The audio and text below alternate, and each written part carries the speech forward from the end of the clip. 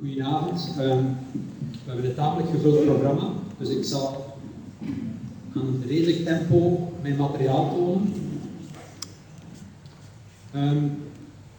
We staan op een kantelpunt, denk ik, in het hele Oosterweel-dossier, zelfs in het hele Oosterweel-debat, in die zin dat begin volgend jaar meer dan wellicht de bouwaanvraag voor de Oosterweel-verbinding ingediend zal worden.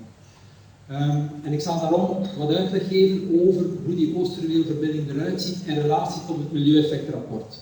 Sprekers na mij gaan dan inzoomen op specifieke stukken van die Oosterweel-verbinding en zo gaan jullie daar een beter zicht op krijgen. Even een herinnering brengen, toekomstverbond, begin 2017, daar hebben we 4 dingen afgesproken. We hebben afgesproken dat in het milieueffectrapport een Oosterweel Light onderzocht zou worden. Dat stond dan tegenover de Oosterweel Heavy, waar wij tegen aan het strijden waren.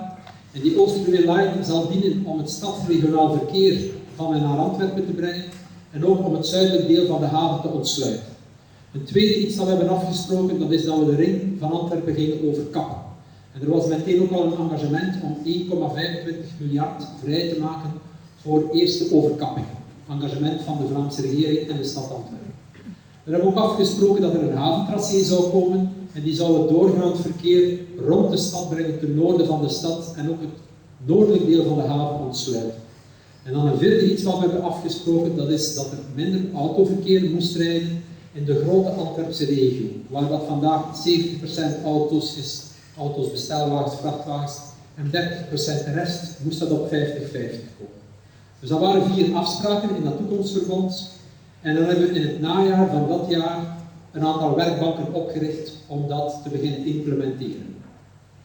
Dan in 18 en 19 zijn er een aantal dingen gebeurd. Op het vlak van die overkapping zijn er 5 ontwerpteams aangesteld.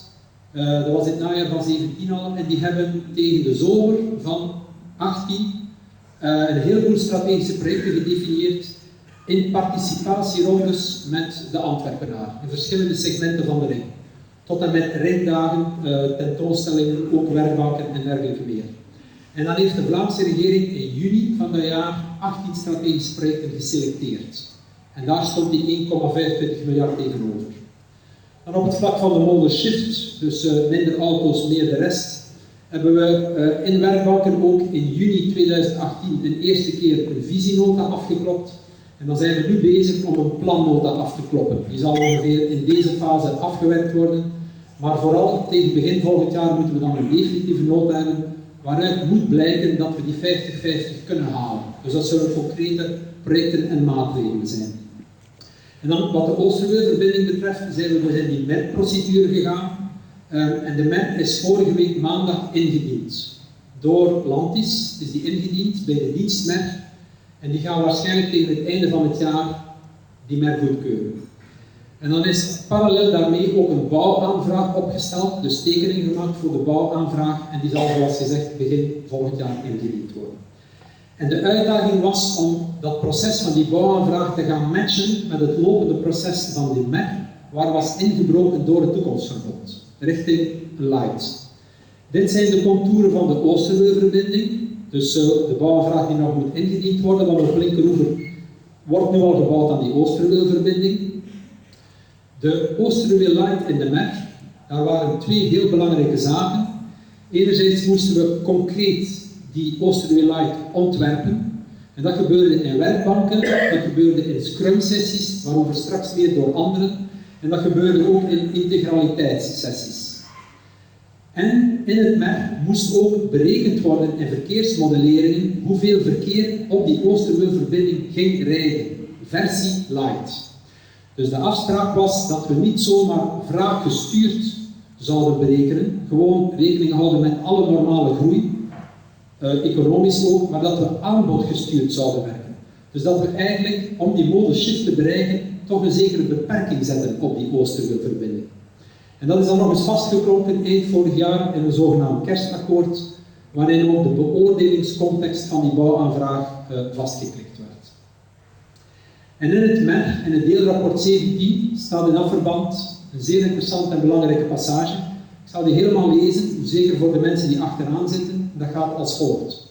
Het milieuonderzoek van het basisalternatief en haar alternatieven en de daaruit voortvloeiende milderende maatregelen en aanbevelingen heeft, samen met het voortschrijdend overleg in het kader van het Toekomstverbond, het akkoord tussen BAM-NV en de burgerbewegingen van 21 december 2018 en het ontwerpend onderzoek uitgevoerd onder leiding van de intendant voor leefbaarheidsprojecten in de stedelijke zones rond de R1, ofwel de ring om Antwerpen, geleid tot een aantal fundamentele aanpassingen en optimalisaties van het basisontwerp, die ervoor zorgen dat er in feite sprake is van een nieuw, zogenaamd voorkeursontwerp, dat in de plaats van het oorspronkelijk basisontwerp het voorwerp zal uitmaken van de omgevingsvergunningsaanvraag. Dat was 1 zin. Zo staan er wel meer in dat rapport. Iets korter, maar ook relevant, 2 bladzijden verderop. Bij het onderzoek van het expertenteam en de dimensionering van het voorkeursontwerp werd vertrokken van doorrekeningen in de recentere versie 3.7.1 van het model. Deze versie heeft 2025 als referentiejaar in plaats van 2020, wat zeer belangrijk is, en vertrekt van geactualiseerde socio-economische prognoses en mobiliteitspatronen. De resultaten van die doorrekening van scenario Oosterweel 566, ambitieuze model shift 50%, in modelversie 3.7.1, als je nog kan volgen, worden daarom ook meegenomen in onderhavig MER. Dus heel belangrijk, klinkt zeer technisch, maar dat is eigenlijk een sleutelzin in de context van de Oosterweel Light. En dan krijg je dit soort tabellen, dus allerhande varianten die zijn onderzocht. Je moet dat verticaal lezen, dus van het referentiescenario, we bouwen geen Oosterweelverbinding, tot we bouwen een Oosterweelverbinding zonder hulpstukken, tot een Oosterweel Heavy en steeds lighter. Wat ons interesseert zijn de 2 rechterkolommen. De rechterkolommen, in de voorlaatste kolom die een beetje in het grijs staat, daar staan alle cijfers voor ambitieuze model shift halfweg. Dus ambitieuze model shift 50 noemen we dat. En dan de volledig ambitieuze model shift in het jaar 30, zoals we die beogen. Dat zijn de cijfers die voor ons interessant zijn. Er is een heel debat over die cijfers, ook een heel debat over rijstroken. En ik wil daar even op ingaan. We hebben vorige week gezien, en dat is begrijpelijk, dat op een bepaald moment verschijnen persberichten, verschijnen communicaties over die cijfers. En die cijfers, ja, die zijn wat ze zijn, maar daar wordt dan soms de indruk gecreëerd, op basis van lectuur van die tabellen, dat we werken aan een verdubbeling van de capaciteit van de wagens. Ik ga er even bij stilstaan, want wij zijn daar niet van overtuigd, wel in tegendeel. En het simpele is om zo'n uitspraak te checken aan de hand van dat milieueffectrapport. Dus dat milieueffectrapport telt 2000 bladzijden en dat is eten en drinken. Ik heb de voorbije 15 jaar tal van milieueffectrapporten gelezen en dat is eigenlijk de basis waarop we continu moeten werken. Een van de zones waar het altijd over gaat, de zone aan het Sportpaleis, Schijnpoort, wel de cijfers daarvan zijn, vandaag rijden daar 19.000 voertuigen. Met een Oosterweel Heavy zou dat 21.678 geweest zijn. Met een ambitieuze model shift halfweg is dat opnieuw 19.000. Maar wat veel belangrijker is, dat is dat met de volledige model shift dat 15.000 voertuigen zijn. Dus er is geen verdubbeling van het aantal wagens of van de capaciteit. Het is het ambitieus naar beneden halen. En voor alle verschillende stukken van de Oosterweelverbinding, ik heb er de Schijnpoort uitgehaald, maar voor alle stukken van die Oosterweelverbinding ga je eigenlijk hetzelfde patroon zien. Nu kan natuurlijk zeggen, cijfers zijn cijfers, maar de echte capaciteit zit hem in de rijstroken. Wat gaan we bouwen zelf? Dus daar ga ik dan nog iets uitgebreider bij stilstaan, want dat is natuurlijk, dat klopt helemaal. Dus de capaciteit van het aantal rijstroken, daar zien we dat we inderdaad geslaagd zijn om dat basisalternatief dat in 2017 voorlag, om dat te gaan reduceren. Je hebt daar 4 verschillende plekken, vergelijking basisalternatief met het voorkeursontwerp. Aan de Oosterweeltunnel blijft hetzelfde. 2 keer 3 rijstroken blijven 2 keer 3 rijstroken.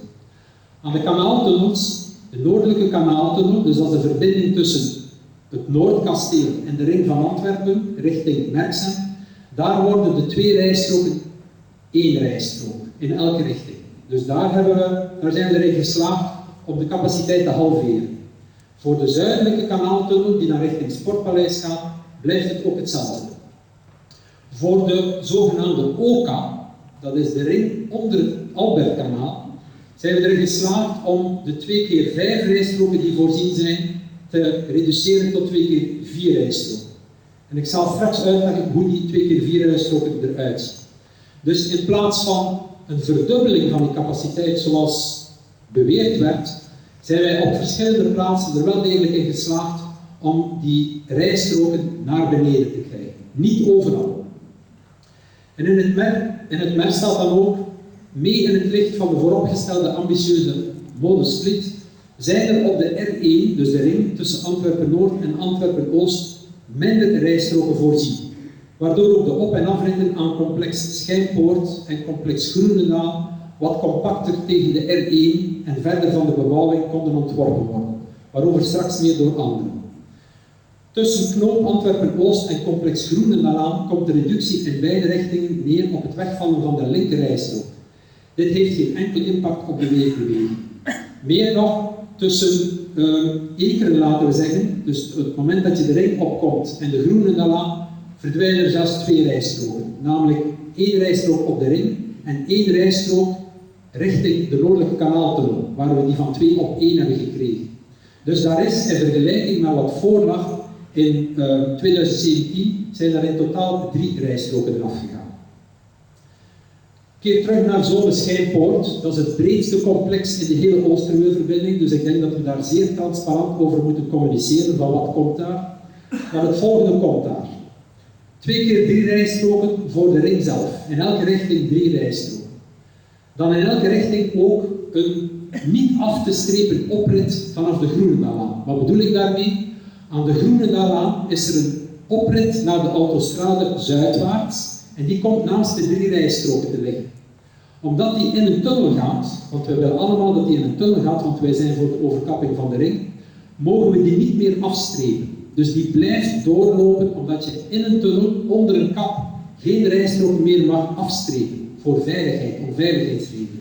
Dus je kunt je daar wel iets bij voorstellen. Dat je niet plots in een tunnel van 4 rijstroken al dat verkeer op 3 en eventueel op 2 wil krijgen. Dus we zitten met die rijstrook. Capaciteit of niet, die moet daar blijven doorlopen.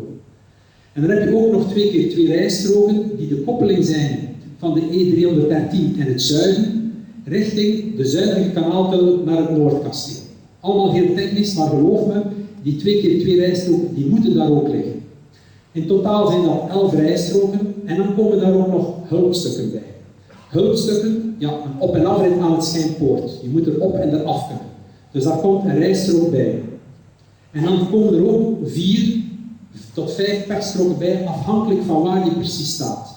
Dus in totaal komt aan het Schijnpoort komen er 17, sommige plekken 18 baanvakken. En de bedoeling is dat die allemaal overkapt worden in fase 2 van de overkapping van de ring. Dus dit zijn dan bovenaanzichten van de tekeningen die bij de bouwaanvraag gevoegd zullen worden. 11 rijstroken op die plek, zoals gezegd, en die worden allemaal overkapt in fase 2. Wat niet overkapt wordt, dat zijn de uiteinden van de op- en afrit daar, die aan het einde van die op- en afrit van 1 rijstrook uitwaaien naar 2, op sommige plekken helemaal op het einde 3. Dus dat zijn opstelstroken, dat is logisch dat we die moeten bouwen. Die opstelstroken dienen om geen terugslageffect te hebben ook in de afrit. Want als je maar 1 rijstrook voorziet en je hebt een stoplicht, denk bijvoorbeeld aan de Plantin-Moretus-dag van vandaag, je rijdt er af, dan heb je ook 1 afrit, 1 rijstrook, maar naar het einde toe aan Erasmus worden dat er meerdere. Omdat je naar links moet kunnen, naar rechts moet kunnen en rechtdoor. Ja, nee, niet rechtdoor, naar links en naar rechts. Rechtdoor zit op fietspad.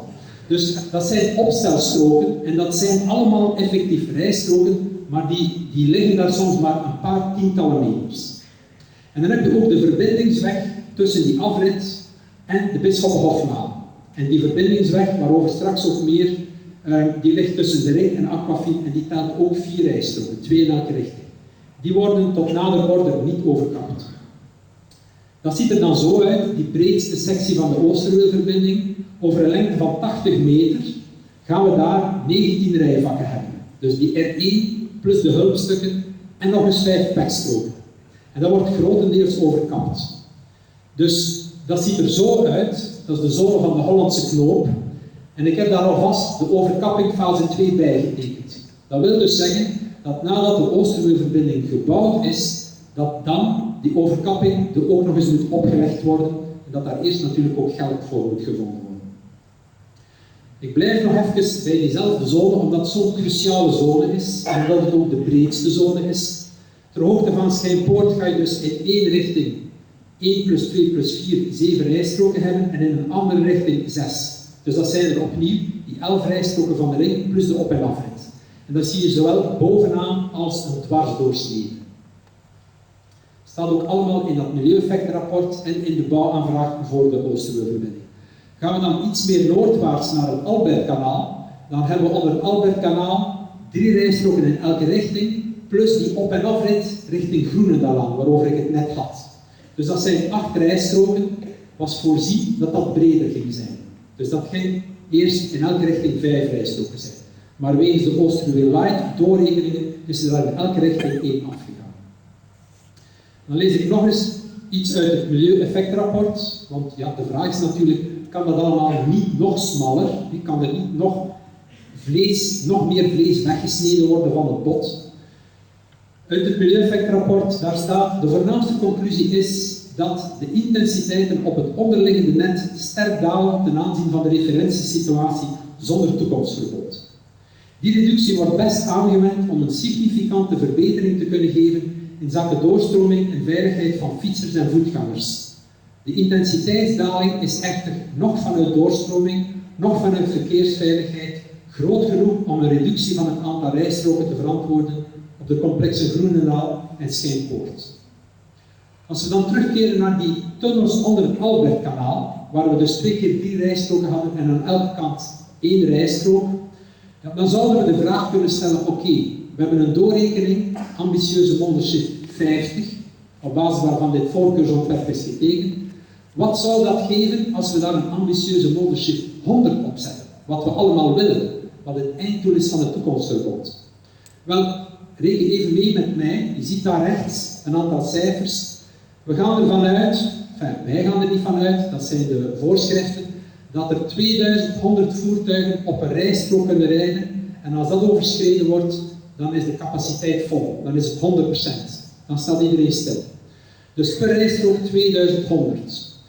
De linkercijfers zie je daar 6500 en 6100. Dat is eigenlijk op het randje, want we voorzien daar 2 keer 3 rijstroken en dan ook nog die op- en afrit richting Groenendaal aan. Dus 2100 maal 3 is 6300. Die cijfers spelen daar met de marges van wat kan. Bij de ambitieuze modelshift 100% zakken zijn. Dus dan komen we naar 5300 en 4400, maar nog steeds kunnen we daar geen 2 rijstroken leggen. Omdat 2 rijstroken, dat is 4200. Dus weliswaar gaat daar een pak minder verkeer rijden, maar de rijstroken moeten helaas hetzelfde blijven. In het milieueffectrapport opnieuw, een stukje lezen. Voor nieuw aangelegde infrastructuur is een verzadigingsgraad van 90% of meer geen optimale startsituatie. Rekening houdend met de resultaten van Oosterweel 566 AMS 50, dus dan is Oosterweel, de ambitieuze modelshift, is half bereikt, zorgen de cumulatieve onderdelen die voortvloeien uit het kerstakkoord 2018, namelijk 50% realisatie van die ambitieuze modelshift, plus ook al het eerste deel van het haventracé gebouwd, ermee voor dat de verzadigingsgraad in de OCA beter onder controle blijven. En zeker als er op langere termijn gestreefd wordt naar de volledige realisatie van het toekomstverbod. Dus daar wordt eigenlijk gezegd, die 2 keer 3 rijstroken, het is niet helemaal kosher, we zitten op de limiet, maar met de context van het hele toekomstverbod en zeker AMS 100, dan geraken we er wel. En dan blijft daarbij dat die 2 keer 1 rijstrook richting de Groenendaal aan, zelfs als daar maar 1 auto op rijdt, kunnen we die niet wegdenken, kunnen we die niet afstrepen.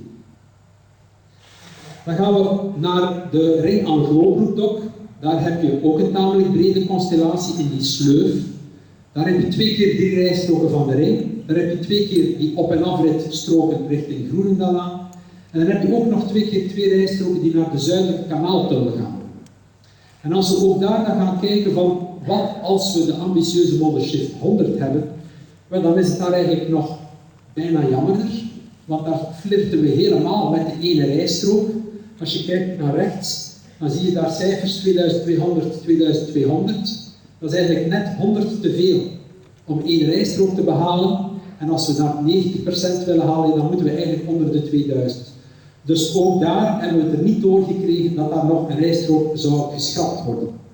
Omdat de administraties dan die bouwvergunning niet kunnen goedkeuren. Dan voor de Scheldetunnel hebben we 2 keer 3 rijstroken, zoals gezegd. En ik denk eerlijk gezegd dat aan de Scheldetunnel, daar hadden we het met 1 rijstrook minder kunnen doen, in elke richting. Als je de cijfers ziet. Dus de cijfers, met ambitieuze moddershift 50 zitten we op de rand, maar met een volledige moddershift hadden 2 rijstroken in elke richting daar volstaan. Alleen, dat krijg je er niet door bij de brandweer, bij de tunnelveiligheid en dergelijke, omdat 2 rijstroken, als op elke rijstrook een auto staat, dan raakt daar geen ambulance of brandweer meer tussen. Dus sowieso eisen zij een 3e strook en dat is dan een rijstrook geworden. En misschien hopelijk, kunnen we op termijn, over 5 of 10 jaar, van die 3e rijstrook opnieuw een perstrook maken. Maar dat is toekomstmuziek. En dan hebben we de kanaaltunnels, daar is duidelijk 2 keer 2 en 2 keer 1. Wel, zowel bij ambitieuze moddershift 50 als 100 zijn het dezelfde aantal rijstroken. Dus wat hebben we meegemaakt dan in de voorbije jaren, specifiek rond zone Schijnpoort? Jullie zien daar de affiche van 10 jaar geleden, die is ook nog gepasseerd in de reportage. De kathedraal brede autostrade, dat ging om 18 rijstroken, ik weet dat nog zeer goed, want we hebben ze allemaal goed geteld. En dat lag op een viaduct. Ja, dat wilden we niet. 2 jaar later de paperclip. Dat ging om 1 rijstrook meer, dat was al geen viaduct meer, maar dat was ook allemaal in open lucht en heel breed. Dat wilden we ook niet. En dan zijn we in 2014 geëvolueerd naar de zogenaamde Hollandse knoop. Wilden we ook niet, want dat was een brede knoop en een open sleuf die tot aan de tuinen van Teneek-Overlijk kwamen. Dus ook daar is terecht verzet tegen gerezen, ook door ons met name. En dan zijn we nu aan de laatste fase van diezelfde knoop. Daar zijn we nu aan een knoop die versmalt is en die overkapt moet worden. En dan ziet dat er zo uit, ik heb het al getoond, de Hollandse knoop zelf, dus het lichtgrijze, dat is de op- en afrittencomplex, die ook nog een verbindingsweg heeft naar de Bisschoppenhoflaan, waarover straks meer. Dan ben ik bijna rond. Ik suggereer, of ik raad aan, als dat milieueffectenrapport volgend jaar in maart beschikbaar is voor iedereen, want die zal toegevoegd worden aan de bouwaanvraag bij het openbaar onderzoek van de bouwaanvraag, begin de lectuur bij deelrapport 17, voor wie echt enthousiast is om zo'n milieueffectenrapport te lezen. Omdat daar de effectbeoordeling staat van alle verschillende disciplines en dan kan je gaan uitwaaien naar de verschillende deelrapporten. En dan zie je in één van die rapporten bijvoorbeeld kaarten zoals dit. Dat is heel interessant. Een milieueffectenrapport dient om in kaart te brengen wat niet goed is aan een project. En dat dient om milderde maatregelen daarop te kunnen plakken. Dus wat zien we in het milieueffectenrapport van de Oosterweerverbinding zoals we hem nu voorzien? Dat ter hoogte van de Dam en ter hoogte van het noordelijk deel aan het Sportpaleis tot ten zuiden van Merksem, dat er een grote rode pluim is van uitstoot. Dat is natuurlijk niet goed, stikstofdioxide. We willen dat in geen enkele bewoonde omgeving. Dit zijn de doorrekeningen met ambitieuze moddershift 50. Dat wil zeggen, we zijn halfweg. Die pluim zal kleiner worden bij ambitieuze moddershift 100. Maar dat volstaat niet. Dus in het milieueffectenrapport staat dan bijvoorbeeld rond die pluim dat er extra openingen moeten gezocht worden. Zodat er op meerdere plekken waar geen bewoning is, die lucht al kan ontsnappen. Dus nu al in de bouwaanvraag worden extra openingen gecreëerd, onder andere onder een spoorweg ergens waar niemand woont, om daar alvast wat stikstofdioxide naar buiten te krijgen, dat het niet meer tot aan die woonwijken komt. Er worden ook schouwen toegevoegd aan de Oosterweerverbinding aan de tunnelmonden, omdat het milieueffectenrapport dat eigenlijk oplegt, als milderde maatregelen. En de sleuf aan de Dam daar komt ook overkraging. Een overkraging is beter dan een gewone wand qua luchtkwaliteitsbeheersing. In die modelleringen konden die overkragingen nog niet meegenomen worden. Dat allemaal zal ook nog niet volstaan. Dan moeten we ook zorgen dat de EU-normering van de auto's die steeds strenger wordt, dat die effectief doorgang vindt tegen 2030. En dan moeten we ook zorgen dat het luchtbeleidsplan van de federale overheid het BEL 2030 scenario, dat ook nog eens uitgevoerd wordt. Dus we hebben heus wel een hoop dingen om op te volgen. En als al die dingen gebeuren, dan zal die pluim er niet komen. Dan zal die er niet zo uitzien. Maar dus, er wordt nu een bouwaanvraag ingediend, maar we zijn er nog niet. Ik denk dat we moeten inzetten op bijvoorbeeld, zou een suggestie kunnen zijn, die overkapping aan Schijnpoort, die nu nog niet voorzien is budgetair en in de procedures, laat die zo snel mogelijk volgen op het afwerken van de Oosterwelverbinding. Ik denk dat Peter daar ongetwijfeld ook iets over zal zeggen. Voilà, dat was het wat mij betreft.